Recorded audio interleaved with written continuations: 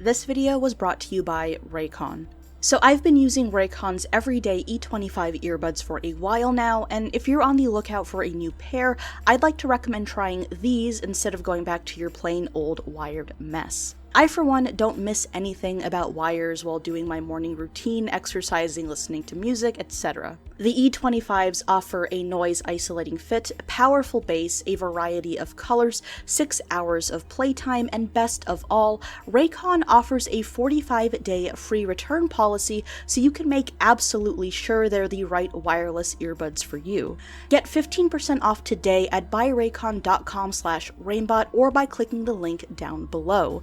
Not only will you be getting yourself a little something, but you'll also be supporting independent true crime content here on YouTube. Again, that's buyraycon.com/rainbot for 15% off your order. Links down below, and with that said, let's begin. A teenage girl is last seen boarding a bus to meet up with a complete stranger she hopes to work for.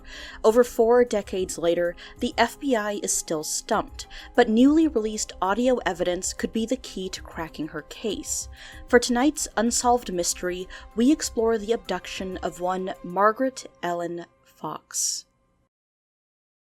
It was June of 1974 in Burlington, New Jersey, when 14-year-old Margaret Ellen Fox and her cousin Lynn Park came up with the perfect way to spend their summer vacation. Getting a job for the very first time and earning some extra cash to spend while school was out sounded ideal. So on June 18th, the girls posted this ad in the local paper.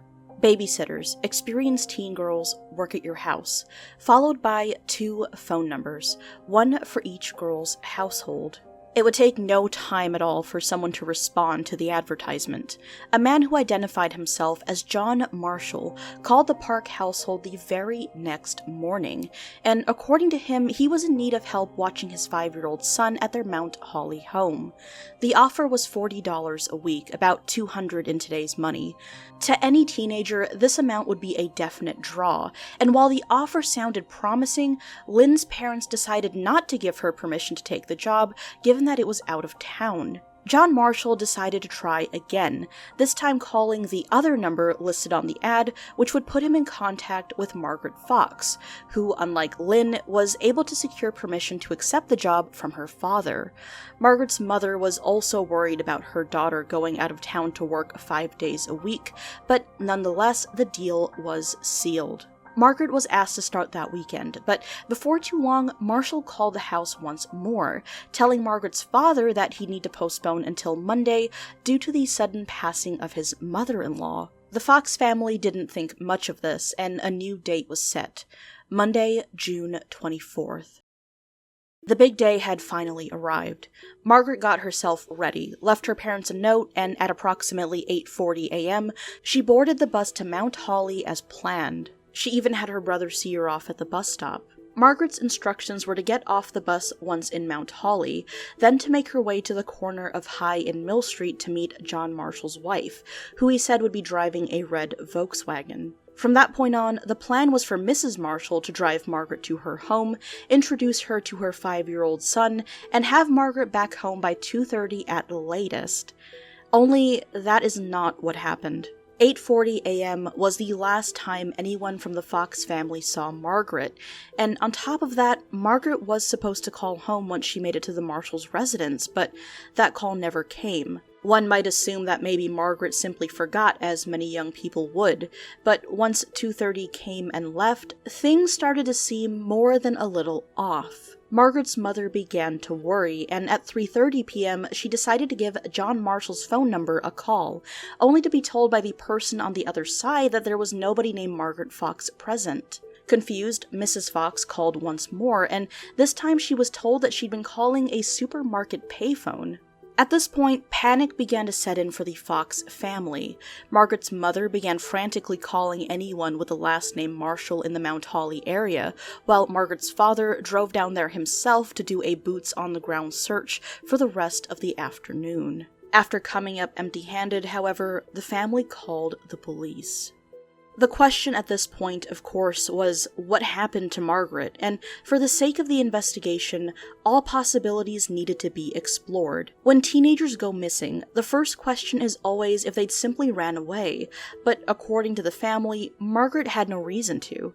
She was shy and had a great relationship with her family. She hadn't started dating yet either as far as they knew, so it seemed unlikely that she ran off with someone else. The next question would be if Margaret even made it to Mount Holly at all.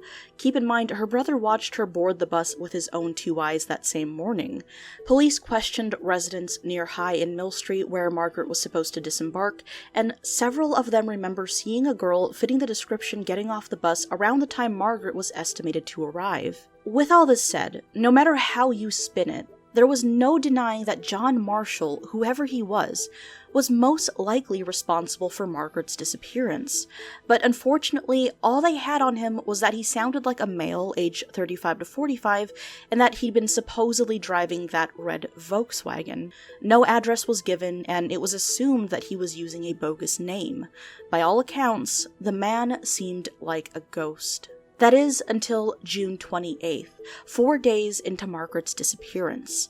The Fox household received a phone call from a man, and while he refused to identify himself, it seemed like it could be none other than John Marshall.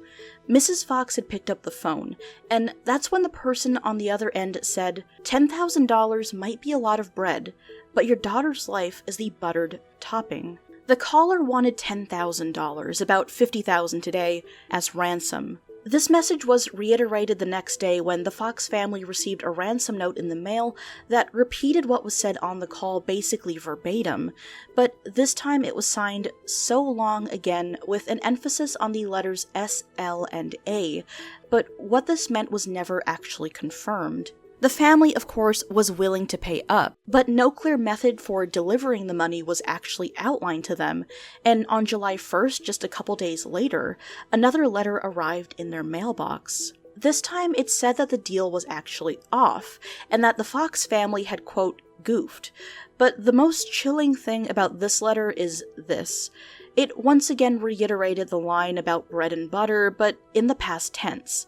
$10,000 was a lot of bread, but your daughter's life was the buttered topping. From here on, things seemed to go cold aside from a brief fiasco in 1975 involving an ex-con named Charles Culbridge of Harrisburg, Pennsylvania. In November of that year, Charles confessed to the kidnapping and killing of Margaret Fox, but investigators quickly uncovered that this was impossible due to the fact that Charles was in the hospital the day of Margaret's disappearance. As a result of all this, he was sentenced to 3 years in prison for his false claim.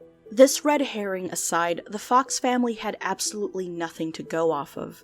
Their independent searches came up empty, and even with the FBI now involved, nothing seemed to be working. All they had was that one ransom call, but investigators couldn't even be sure if it was, in fact, the same person who answered Margaret's ad. Keep in mind, Margaret's disappearance was already in the news, and detectives were open to the possibility that this was either a prank or perhaps someone completely unrelated looking to profit off tragedy. Luckily, the call had been recorded by investigators who anticipated that this would happen, but Mr. Fox, who'd spoken to John Marshall directly, couldn't confirm if he and the ransomer were actually the same person. Another lead to quickly come and go might have been more of an odd coincidence. As mentioned earlier, the fake number John Marshall provided was actually for a payphone at a grocery store, one that an officer on the case actually knew quite well due to the fact that his friend of 25 years worked there as a manager, and that friend's name was Jack Marshall. Naturally, this made everyone suspicious, and Jack was brought in for questioning, but as you can expect, he was quickly cleared, which isn't surprising when you're a longtime friend of a cop. But it's important to note that other people in the town would also vouch for his innocence, including Margaret's very own sister-in-law, who coincidentally was a friend of Jack Marshall's. To top this all off, Jack had an alibi, and by all accounts, it checked out completely. With 0 leads, years would pass by, and eventually decades. Things seemingly came to a standstill, that is, until 2019. That year, on the anniversary of Margaret's disappearance, the FBI finally decided to release the audio recording of the aforementioned ransom call. To many, it seemed bizarre that investigators didn't release this sooner when the case was still fresh, but according to them, this could have been impossible without modern technology used to enhance the audio. This is what Margaret's mother heard on June 28th of 1974. $10,000 might be a lot of bread, but your daughter's life is the butter topping. Who is it? $10,000 might be a lot of bread, but your daughter's life is the butter topping. Who is it? The clip is definitely brief, but haunting nonetheless. Its release accompanied an age progression photo to approximate what Margaret would look like today, and on top of that, they're offering $25,000 to anyone who might be able to provide information on the case. Margaret's parents have since passed, and it's difficult to say if this is too little too late at this point, or if the recording even matters at all. Remember, it's unclear if this was nothing more than a hoax, but regardless, the FBI has placed enough stock in the call to make it public. If you think you have any information that would help solve this case, then you're instructed to contact your local FBI office, which you can locate here.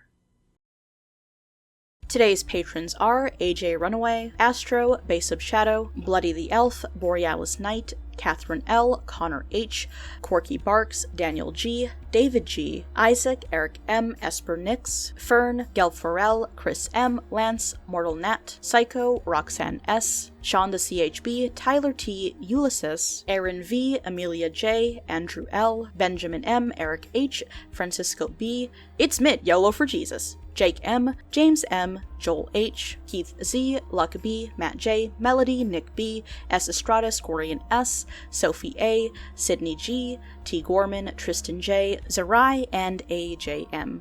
Thank you all so much for your support, and to everyone else, thank you so much for watching, and I'll see you all again soon.